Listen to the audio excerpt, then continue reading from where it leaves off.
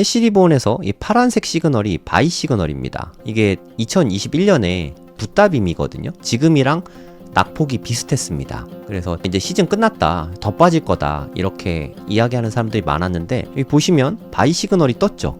바이 시그널이 뜨고 나서 최고점을 경신했습니다. 올타임 하이를 경신을 했어요. 해시리본의 바이 시그널이 뜨면 항상 올타임 하이를 찍었습니다. 그러니까 바이 시그널은 상승장이 나타날 거라는 아주 중요한 지표 중에 하나입니다. 아침 9시에 일봉상 종가가 68,000 위로 올라가면 바이 시그널이 뜨게 되거든요. 만약에 바이 시그널이 뜨면 당장 급등하는 건 아니겠지만 단기적으로 좀 빠질 수도 있겠지만 올타임 하이를 경신하는 이런 상승장이 다시 나올 수 있다는 의미이기도 하거든요.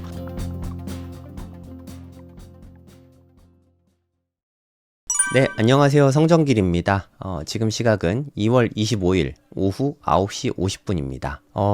최근에 비트코인 연이를 떨어지다가 오늘 반등이 이제 조금 나오네요. 4일 동안 음봉 나왔다가 오늘 양봉이 나오고 있습니다.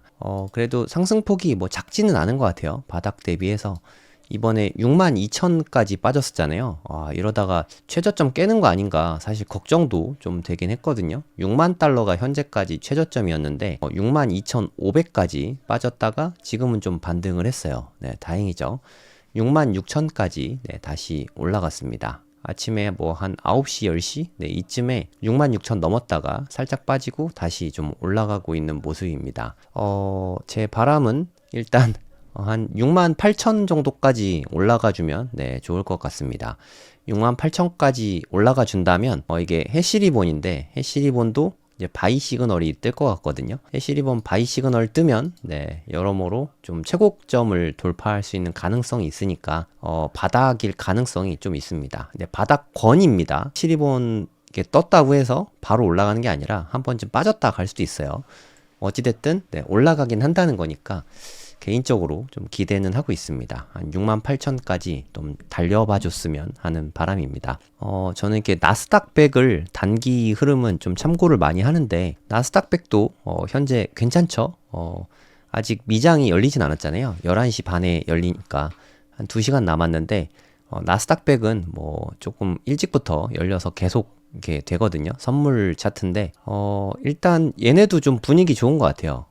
오늘은 좀 지금 장 초반에는 상승하고 출발하게 되지 않을까 뭐 그런 생각이 듭니다. 요새 분위기가 코스피가 6,000이 넘어갔잖아요. 코스피가 6,000 넘고 삼성전자가 20만원 넘고 SK하이닉스가 100만원 넘고 비트코인은 6만 달러대에 머물러 있고 이래서 좀 상대적인 박탈감을 되게 많이들 느끼시는 것 같아요.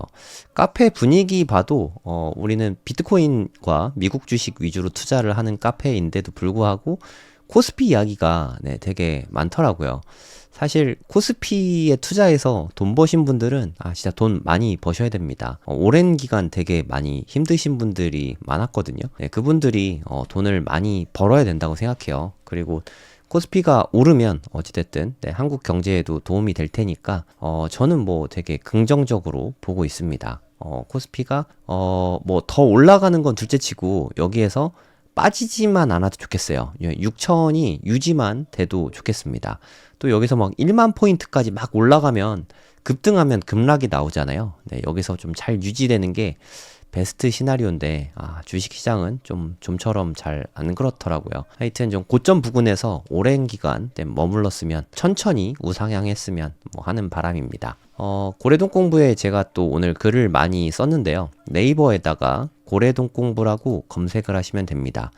요새 코스피가 뭐 되게 분위기도 좋고 수출 물량이 어마어마하더라고요. 수출이 진짜 많이 늘어난 것 같습니다. 최근에 이제까지 최근 한 3, 4년을 봤을 때 이렇게 수출 물량이 많이 늘어난 적이 없는 것 같거든요. 수출이 많이 되다 보니까 당연히 원화 가치가 늘어난다는, 원화 가치가 커진다는 의미이기도 하잖아요. 그래서 지금 환율을 잠깐 봤더니 29원까지 떨어졌습니다. 그러면 당연히 김푸는 뭐 크게 변화가 없고요. 그래서 테더 가격이 많이 떨어졌어요. 1440원대까지 떨어졌습니다. 이게 또 비트코인 또 급락 나오면 김프가 올라가면서 테더 가격도 올라가게 되거든요. 네, 저도 방송 끝나면 테더를 또 좀 사놓을 때 됐거든요. 저도 테더를 좀 사놓을까 생각 중입니다. 테더 가격 나쁘지 않은 것 같아요. 물론 환율이 더 빠질 수도 있긴 합니다. 그래도 일부는 지금 테더 사놓기에 나쁘지 않은 것 같아요. 혹시나 또 비트코인 하락 나오면 추가로 이제 좀 모아갈 때 도움이 되니까 테더 사기에 나쁘진 않은 것 같습니다. 하여튼 뭐 지금은 좀 빠져 있다. 네, 이 부분을 좀 참고하시면 될 것 같고요. 그리고 이 부분 비트코인 실현 가격이 현재 54,000달러 정도 되거든요. 근데 이제까지 역사상 이 노란 선이 실현 가격인데 온체인 데이터에 실현 가격이 다 나옵니다. 2015년쯤에 하락장이죠. 2014년 말에 실현 가격 밑으로 빠진 걸 확인할 수 있습니다. 또 2018년 말에 하락장 거의 막바지에 최저점일 때는 실현 가격 밑에까지 빠지는 게 보이시죠? 요때는 코로나 때입니다. 그러니까 요때가 2018년, 19년 이때쯤이고 여기가 2020년 코로나 때고 그리고 여기는 제일 무서웠을 때죠. 네, 최근에 2022년 루나 사태 때 한번 내려갔고 FTX가 망하면서 또 한번 내려갔죠. 그때 실현 가격 밑으로 이렇게 빠졌었거든요. 최저 가격은 6만 달러였고 지금은 한 66K 정도 됩니다. 이 노란 선이 현재는 54,000달러라고 합니다. 그럼 여기에서 현재 한 10,000달러 정도는 더 빠질 수 있고 최저 가격에서는 한 10% 정도 더 빠질 수도 있다는 거죠. 근데 한편으로 생각해보면 물론 이거 밑으로 뚫고 내려갈 수도 있지만 여기서 빠져봤자 한 1, 20% 수준이라는 의미이기도 하거든요.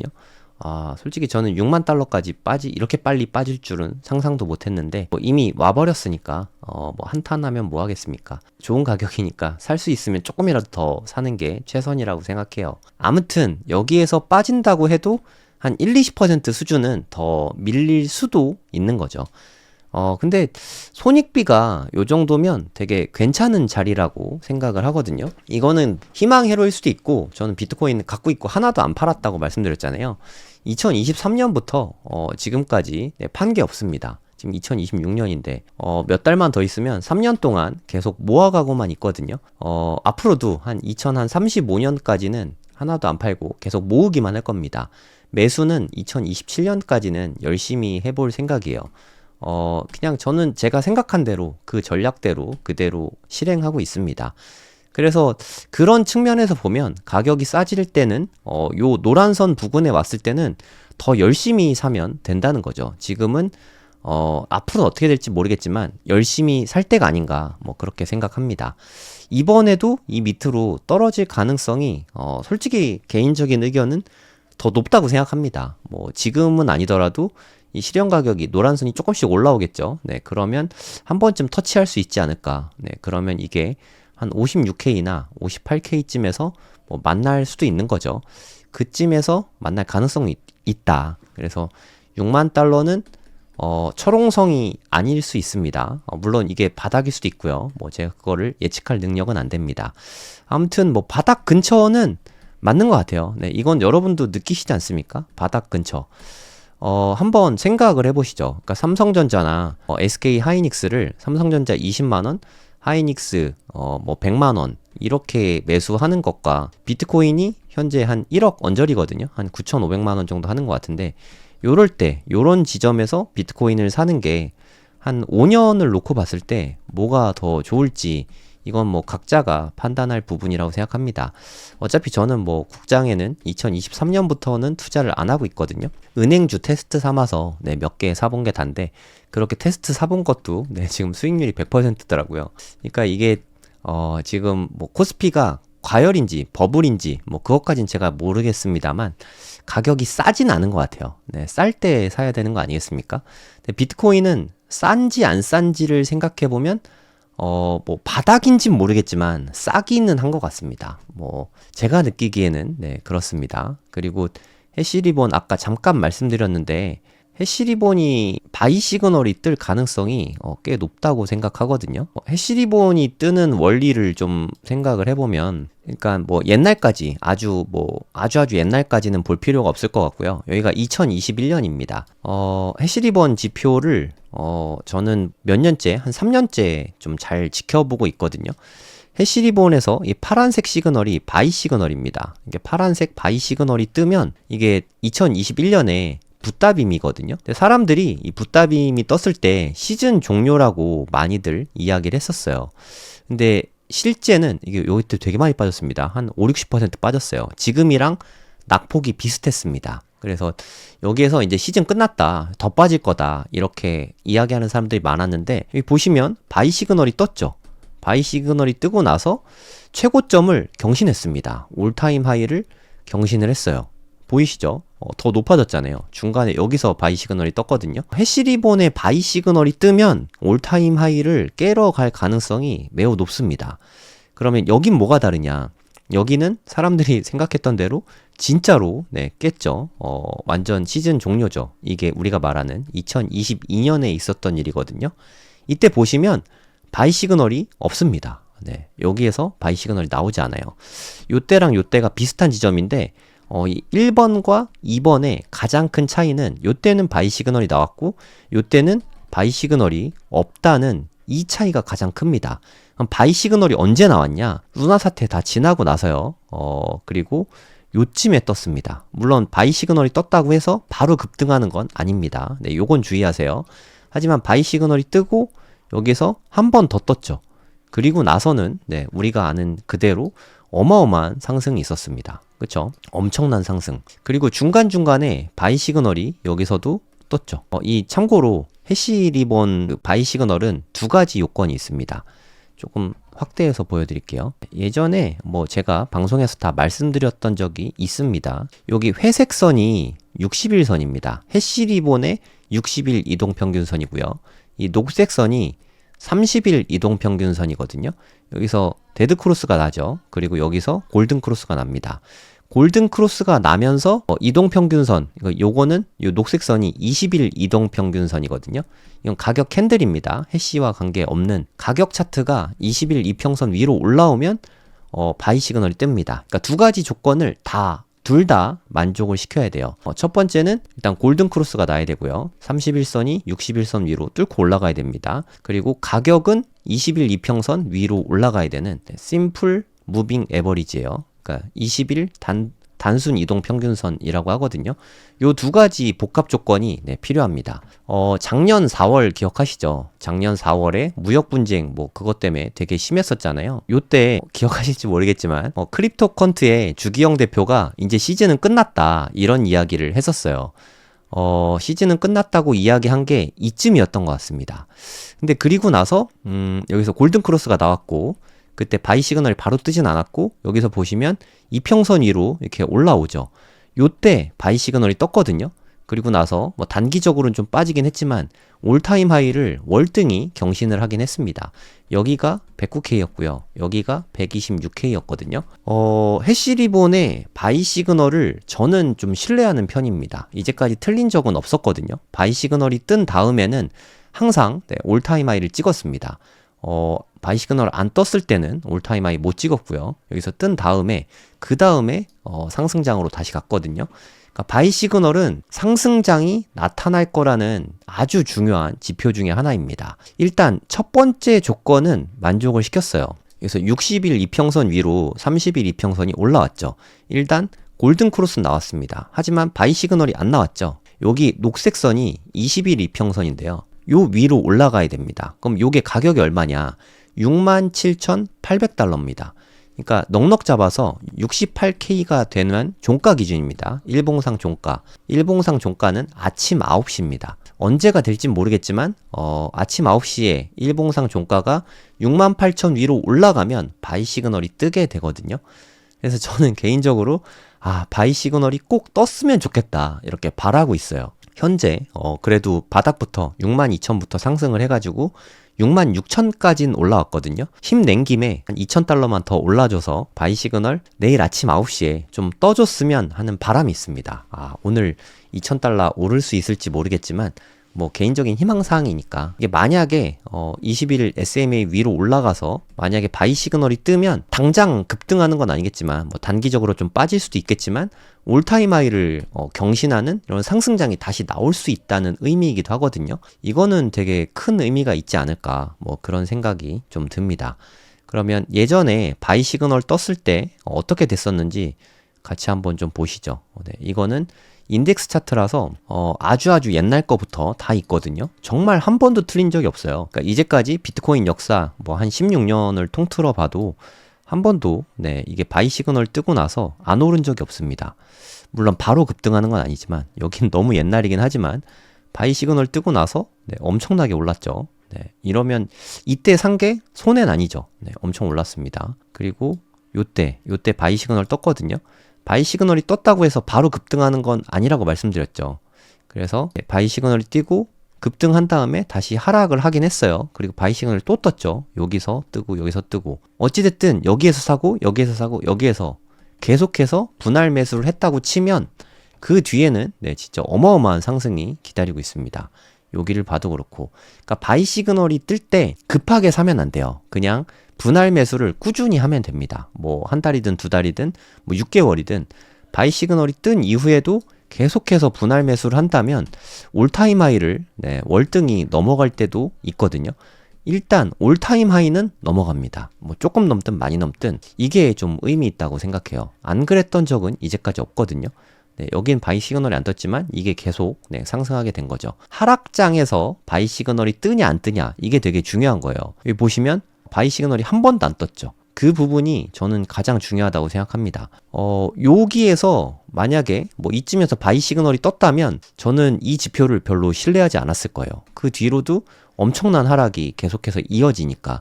하지만 하락 다 끝나고 요때 바이 시그널이 떴거든요. 여기쯤이면 좀 의미가 있지 않습니까? 이게 2015년인데 아주 옛날이죠. 이런 하락장에서는 바이 시그널이 뜨지 않습니다. 여기서부터 여기까지 이제 바이 시그널이 뜨거든요. 여기서 매수를 했다고 치면 그 뒤로 2년, 3년 동안 엄청나게 어마무시하게 오르지 않습니까? 여기서 샀으면 한 40배는 올랐을 거예요. 엄청나죠? 여기도 마찬가지입니다. 2019년에 이때 2019년 초에 바이 시그널이 떴거든요. 여기는 찐 바닥이었어요. 여기서 샀다면 완전 초대박이었죠. 요때 가격이 4,000달러 수준이었거든요. 4,000달러. 그 뒤로 68,000까지 올라갔죠. 아까 말씀드렸지만 코로나 잠깐 지나고 요때도 바이 시그널이 계속 뜨죠. 그러니까 바이 시그널 떴을 때 해시리본 바이 시그널 떴을 때 매수하면 그냥 그 뒤로는 큰 상승을 맛볼 수 있습니다. 요때 붓다빔에 이때 진짜 사람들 다 끝났다 그랬어요. 이때 지금보다 더 컸던 고통이 어마어마했거든요. 짧은 시간에 엄청나게 빠져가지고 확인해 보시면 알겠지만 열흘 동안 50%가 빠졌거든요. 지금도 50% 빠지긴 했지만 몇 달에 걸쳐서 빠졌잖아요. 아, 이때 정말 공포스러웠습니다. 이때 겪어보신 분들은 다들 아시겠지만 근데 이때는 바이 시그널이 여기서 떴습니다. 그게 중요해요. 바이 시그널이 뜨니까 어찌됐든 올타임 하이를 넘어섰죠. 그리고 2022년에 찐 하락장 요때는 바이 시그널이 없어요. 깨끗합니다. 그게 중요하다고 생각해요. 여기선 안 떴잖아요. 물론 바이 시그널 뜨고 나서 그 뒤에 하락이 있습니다. 근데 여러분 보세요. 여기나 뭐 솔직히 큰 차이 없잖아요. 근데 퍼센티지로 보면 여기보다 한 20% 정도는 더 빠진 겁니다. 마이너스 20%. 고점부터 보면 거기서 거기에요. 뭐 마이너스 75%, 마이너스 78%, 뭐 요 정도지만 이 상태에서 보면 한 20% 정도는 더 빠질 수 있습니다. 그래서 내가 20% 정도는 손실 볼 수 있지라고 생각을 하면 어마무시한 손익비의 자리가 되는 거죠. 그 뒤로는 네, 여러분들 아시겠지만 한 8배, 9배가 올랐잖아요. 여기도 중간중간 바이 시그널이 떴습니다. 가장 최근에 떴던 게 작년에 한 8월쯤이었거든요. 여기서 바이 시그널 떴는데 이것도 뭐 틀린 지표는 아니죠. 그 뒤에 급등은 아니지만 어찌됐든 올타임 하이 이 뒤로 좀 빠지긴 했지만 올타임 하이는 넘어섰잖아요. 바이 시그널이 뜨면 일단 올타임 하이는 이제까지 안 넘은 적이 없습니다. 늘 넘었어요. 그리고 엄청난 하락장 중간에는 바이 시그널이 뜨진 않았습니다. 이번에 바이 시그널이 뜰지 안 뜰지는 뭐 제가 알 수가 없는데 68,000달러 위로 올라오면 그리고 종가 기준으로 아침 9시 기준으로 이 위로 올라오면 바이 시그널이 뜨게 됩니다. 바이 시그널이 뜰 때까지 기다렸다가 뜨면은 그때부터 분할 매수해야지. 이것도 좋은 전략이라고 생각해요. 굳이 서두를 필요는 없죠. 그때부터 이제 분할 매수를 하면 어찌됐든 여기에서 12만 6천만 가도 100% 상승이잖아요. 고점 대비해서 반토막 났으니까. 100% 상승이면 그래도 괜찮은 것 같아요. 삼성전자가 지금 20만 원인데 이게 40만 원 되는 게 정말 쉽지 않거든요. SK 하이닉스가 100만 원인데 이게 200만 원 되는 게 정말 쉽지 않거든요. 역사적으로 바이 시그널이 뜨면 최고점은 넘어갔으니까 기대 수익이 100%를 얻을 수 있지 않을까. 역사적으로 봤을 때 뭐 미래는 제가 모릅니다만 손익비가 좀 괜찮은 지점이 될 수 있지 않을까, 뭐 그런 생각이 좀 듭니다. 그 말고도 제가 글을 좀 많이 올렸거든요. 좀 설명을 좀 해보도록 하겠습니다. 요것도 되게 좀 흥미로운 기사인데 피터 브렌트 이야기는 제가 종종 드렸으니까 피터 브렌트가 리트윗 해가지고 저도 이런 게 있었네 하고 처음 알았거든요. 이게 비트코인 역사를 봤을 때 이 최고점 있잖아요. 최고점을 돌파를 했을 때 최고점 돌파를 하고 여기서 올타임 하이를 돌파한 거예요. 이게 2013년 6월쯤이거든요. 주봉쯤으로, 월봉으로 보죠, 뭐, 월봉으로. 어지러우니까 로그 차트로 볼게요. 2013년, 요때 보면, 여기가 꼭지점이죠. 여기가 올타임 하이였죠. 올타임 하이를 다시 넘어선 요때입니다. 요때부터, 하락장 바닥까지, 보시면 알겠지만, 바닥은, 네, 여기죠. 여기가 찐 바닥인 것 같은데, 그럼 올타임 하이 넘어섰을 때부터 여기까지 이게 몇 달이 걸렸나 요걸 한번 보는 거예요. 여기까지 했을 때 봉이 22개 지나갔다고 합니다. 그러니까 22달 걸린 거죠. 올타임 하이 지나고 나서 찐 바닥까지는 22개월 걸렸다. 2013년에 있었던 일입니다. 그리고 그 다음 시즌에는 요때가 올타임 하이였죠. 여기를 넘어간 게 한 이쯤 되겠네요. 그쵸? 이쯤 됐을 때 여기서부터 찐 바닥까지 여기가 찐 바닥인 것 같은데요. 대략 한 요쯤 되는 것 같은데 한 20달 정도 걸렸네요. 한 22달? 네, 요 정도. 21달. 그쵸? 21달. 또 마찬가지로 이번에도 여기쯤이 올타임 하이죠. 요거 넘어섰던 게 2024년 3월이었거든요. 요때부터 출발하면은 지금 현재까지 한 23달 지났거든요. 그런 뷰라고 생각하시면 됩니다. 이제까지의 추세로 봤을 때 여기까지는 23달, 여기는 21달, 그리고 23달. 이번에 현재 올타임 하이 넘고 나서 딱 23개월 됐거든요. 그럼 여기가 찐 바닥일 수 있지 않을까, 이런 의견이라고 보시면 됩니다. 되게 설득력 있는 것 같아요. 제가 봤을 때는 뭐 실제로 어떻게 될지 모르겠지만 여기가 바닥일 가능성이 낮지 않다고 생각합니다. 여러 가지 지표가 물론 이제까지는 4년 주기 사이클로 봤을 때 최고점 찍고 나서 1년 동안 빠졌던 게 보통이거든요. 근데 많은 지표들이 지금이 바닥일 수도 있다는 그런 거를 보여주는 지표들이 조금씩 나타나고 있어요. 네, 그 중에 하나가 아닐까 생각합니다. 하지만 찐바닥이 아닐 수도 있어요. 일단 저는 해시리본 바이 시그널이 나오면 상승하지 않을까, 네, 그런 생각은 좀 듭니다. 근데 아직 바이 시그널 안 나왔으니까 23개월 이론, 요것도 나름의 타당성은 있는 것 같아요. 4년 주기 사이클 이론이 하락장이 1년이다. 뭐 그런 차원에서 보면 아직도 뭐 한 5, 6개월 정도 더 하락이 있을 수 있죠. 하지만 지금이 바닥일 가능성도 있다는 거죠. 네, 요 부분도 참고해서 투자하셔야 될 것 같습니다. 네, 그리고 또 지금이 바닥일 가능성이 높다, 요런 의견들 중에 RSI 통해서 이야기하는 그런 모습도 있거든요. 보시면 알겠지만 여기 주봉입니다.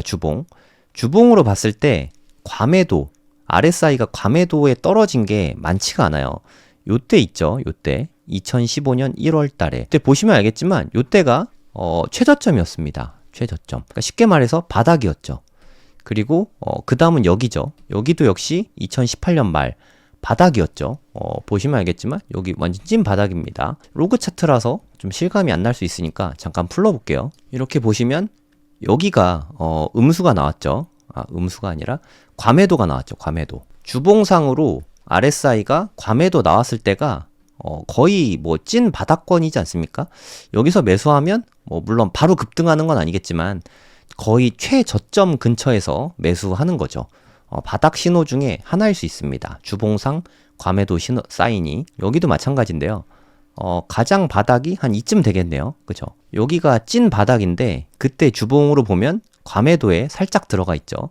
요게 2018년 말입니다. 정말 찐 바닥일 때만 주봉이 과매도를 찍거든요. 요때도 한번 보시면, 근데 사실 여기는 솔직히 말씀드려서 완전히 찐 바닥은 아니에요. 이때가 루나 사태 터졌을 때거든요. 루나가 없어졌잖아요. 가루가 돼서 네, 완전히 없어졌죠. 그때 과매도를 찍었습니다.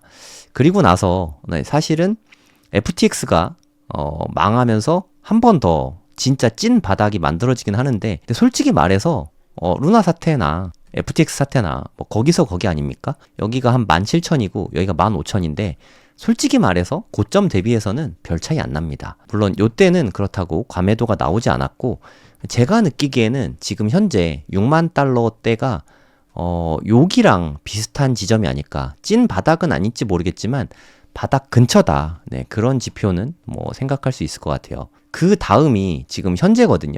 현재. 그리고 RSI도 꽤 낮은 편이에요. 지금 27이거든요. 주봉상으로는 뭐 10몇 이렇게까지 떨어진 적은 한 번도 없습니다. 27이면 거의 역사상 최저점 수준이거든요. 찐 바닥의 신호일 수 있습니다. 네, 주봉상 RSI가 과매도까지 빠졌다. 네, 요것도 중요한 지표 중에 하나라고 생각합니다. 전 6만 달러가 바닥일 수도 있지 않을까. 그런 생각을 조금은 합니다. 아닐 수도 있지만, 아니더라도 아까 말씀드렸듯이 뭐 한 5만 4천? 네, 요게 실현 가격이니까 요 근처가 한 번 더 빠진다고 하더라도 찐 바닥일 가능성이 높다고 생각해요. 뭐 이것보다 뭐 말도 안 되게 30K 뭐 요거는 솔직히 제 상식으로는 네, 받아들이기 좀 어렵고, 더 빠질 수도 있지만 그래봤자 뭐 한 1-20% 수준이 아닐까, 뭐 그런 생각이 듭니다. 네, 이제까지 뭐 비트코인 사이클에 의해서 지금 뭐 2026년이죠. 이게 2022년, 이게 2018년, 이게 2014년, 이게 4번의 사이클을 지나면서 지금 또 하락장이 왔는데, 피터 브렌트가 리트윗한 요 이론에 의해서도 지금이 최저점일 가능성이 좀 있고요. 그리고 주봉상 RSI로 봤을 때 지금 현재 과매도권에 들어와 있다는 거, 요걸로 봐도 바닥일 가능성이 꽤 있다고 생각합니다. 뭐 미래가 어떻게 될지 모르겠지만 바닥일 가능성도 분명히 있어요. 그리고 비트코인이 엄청나게 조롱받고 있지 않습니까? 네, 그런 부분을 봐도 매수하기에 나쁘진 않은 시기인 것 같아요. 그러니까 뭐 솔직히 말씀드리면 집 팔아서 비트코인 살까요? 이런 이야기가 심심찮게 나올 때가 어떻게 보면 네, 비트코인 사기에는 좀 적절하지 않은 시기일 수 있죠. 네, 이럴 때는 오히려 비트코인을 저는 매도하지 않을 거지만 매도하실 분들은 이런 이야기가 나오면 매도하는 게 맞을 수도 있어요. 지금도 집 팔아서 코스피 살까요? 주식 살까요? 뭐 이런 이야기 하잖아요. 그럼 지금이 코스피 팔라는 말씀은 아니지만 코스피가 고점 근처일 수도 있습니다. 뭐 그런 부분을 좀 염두해 둬야 될 것 같아요. 지금 조롱받고 있으니까 확실히 좋은 가격인 거는 맞는 것 같습니다. 네, 그리고 바닥 신호 중에 또 하나인데 제임스 반 스트라튼? 네, 이분이 쓰신 말인데, 여기 보면 현재 손실 중인 비트코인의 수량이거든요. 손실 중. 네, 여러분은 비트코인이 뭐 손실 중인지 수익 중인지 뭐 잘 모르겠으나 손실 중이신 분이 아마 더 많으실 것 같아요. 비트코인 개수가 현재까지 채굴된 양이 한 2천만 개 되거든요. 그 중에 현재 손실 중인 비트코인이 1,000만 개가 넘었습니다. 이런 시기가 그렇게 많지 않아요. 2015년, 네, 2016년, 2015년만 해도 물론 지금보다 수량이 이때는 더 적었으니까 1,000만 개가 안 됐죠. 그리고 2019년에 2018년 말 19년 초 요때 가장 최바닥이었을 때 요때 손실 중인 비트코인이 1,000만 개 넘었고요. 요때는 2020년 3월 코로나 때 넘었고요. 그리고 2022년 루나 사태랑 FTX 사태 터졌을 때 그때 1,000만 개 넘었고, 그리고 지금이거든요. 정말 이 정도면 바닥이라고 봐도 무방하지 않겠습니까? 바닥 번은 확실한 것 같아요. 그러니까 찐 바닥은 아닐 수 있죠. 뭐 발바닥 밑에 각질 뭐 이 정도 수준은 아니겠지만 지금이 바닥 근처인 거는 확실한 것 같아요. 네, 계속 비트코인 모으시는 분들은 내가 이미 너무 많아서 평단에는 좀 반영이 안 된다. 뭐 그럴 수 있죠. 하지만 내가 현재 한 10억어치 비트코인이 있다. 근데 5천만 원어치라도 더 사두면 이 10억도 나중에 올라가게 될 거고 5천만 원어치 추가로 산 것도 나중에 올라가게 된다면 수익이 더 커질 수 있는 거죠. 네, 이거하고 별개로 생각하면 될 것 같아요. 지금 매수하는 건 아주 나중에 오르게 되면 수익률이 되게 크지 않을까, 뭐 그런 생각이 좀 들긴 합니다. 암튼 지금 되게 고통스러운 시기는 맞구나, 이런 생각이 좀 듭니다. 어저께 정말 많은 분들이 좀 힘들어하는 게 느껴졌어요. 이 고래동 공부 카페를 봐도 좀 피가 낭자하고 있구나, 뭐 이런 느낌도 좀 많이 들고, 여러모로 좀 비트코인 죽었다는 얘기 나오는 거 보니 얼추 바닥 저점, 좀 한탄하는 소리들, 네, 그런 이야기들이 점점 더 많아지고 있는 것 같습니다. 네, 이런 글들이 많아지더라고요. 그리고 코스피 이야기가 좀 되게 좀 많이 나오고 있는 것 같아요. 좀 삼성전자 이야기. 이분은 뭐 비트코인 조롱하려고 쓴 글은 아닙니다. 오해하지 마시고. 코스피에다가 2억을 넣어놨는데 3배가 됐대요. 그럼 뭐 6억이 된 건가요? 네, 축하드립니다. 코스피는 6천을 돌파했는데 비트는 엄청 하락했다. 여기에다 댓글 쓴 게 좀 뭐 그냥 축하해 주셨으면 좋겠는데, 좀 힘드신 분들이 많으니까 이것도 좀 곱게 들리지는 않으신 것 같아요. 근데 코스피에 그렇게 힘들 때 이렇게 투자를 해둔 게 정말 쉬운 게 아니거든요. 지금 비트코인 사는 거랑 똑같은 것 같아요. 그러니까 작년 초에 뭐 작년 4월에 이때 코스피 진짜 힘들었거든요. 그럴 때 만약에 투자를 했다면 그분들은 좀 돈 버셔야 된다고 생각해요. 진짜 힘들 때 투자했으니까. 반대로 지금 비트코인 되게 힘들 때지 않습니까? 이럴 때 투자한 사람들이 나중에 결국 웃는 사람이 되는 겁니다. 제가 한 이쯤인가 방송할 때 진짜 많이 댓글들이, 조롱 댓글들이 좀 많이 달렸었는데, 아니 비트코인 쌀 때 좀 사가지고 엄청나게 잘난 척한다, 뭐 이런 얘기를 했었거든요. 제가 뭐 잘난 척했는지 그런 기억은 없습니다만, 이럴 때 매수해서 장기 보유하는 게 되게 힘듭니다. 그렇게 저를 이렇게 비난하셨던 분들은 이럴 때 사서 본인이 장기 보유하면서 돈을 버셨으면 좋겠어요. 그렇게 돈 번 사람을 헐뜯지 마시고, 이럴 때 정말 많이 빠졌을 때 모아서 이 수익을 본인이 돈 벌 생각을 좀 하셨으면 좋겠습니다. 그리고 코스피 많이 올랐다고 한탄하시는 분들은 코스피가 어려울 때 투자하지 않으셨잖아요. 코스피가 어려울 때 진짜 너무너무 어려웠습니다. 지금의 상승이 어마무시하잖아요. 사람들은 이 어마어마한 상승만 보는데 한번 비트코인하고 비교를 해보세요. 2020년부터 2021년부터 볼까요? 뭐 그렇다고 해도 여기가 코스피고요, 여기가 비트코인이거든요. 근데 여기서부터 봐도 아직은 추월을 못했네요. 최근 3년만 놓고 봐도 그렇게 많이 빠졌음에도 불구하고 아직도 비트코인이 수익률이 월등히 높습니다. 물론 이게 뭐 코스피가 계속 올라가면 추월할 수 있죠. 비트코인 계속 떨어지면 추월할 수 있죠. 하지만 언제 사서 언제 팔아야 되는지 그거를 좀 잘 생각해 보시면 좋을 것 같아요.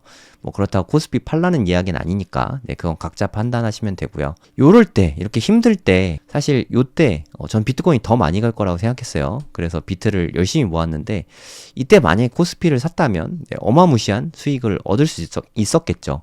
하지만 그거를 누가 알겠습니까? 코스피는 이때까지만 해도 계속해서 횡보했거든요. 오를 생각을 안 하고. 이렇게 오랜 시간 이렇게 고통받다 보니까 앞으로는 이제 나는 코스피에는 투자하지 말아야겠다, 국장을 떠나야겠다 하고 이때까지만 해도 둘 다 병행하고 있었는데 코스피는 다 정리했습니다. 그 뒤로는 미국 주식하고 비트코인만 투자를 했어요. 물론 지금은 코스피가 많이 올라와서 최근 한 4년, 5년을 보면 코스피가 수익률이 더 좋습니다. 이럴 때도 있네요. 아무튼 투자는 좀 남들이 조롱할 때, 남들이 관심 없을 때 투자하는 게 가장 좋은 방법이라고 생각합니다. 비트코인 투자하시는 분들이 지금 되게 여러모로 힘드실 것 같은데 지나고 보면 이때가 되게 그리운 시절일 수 있습니다.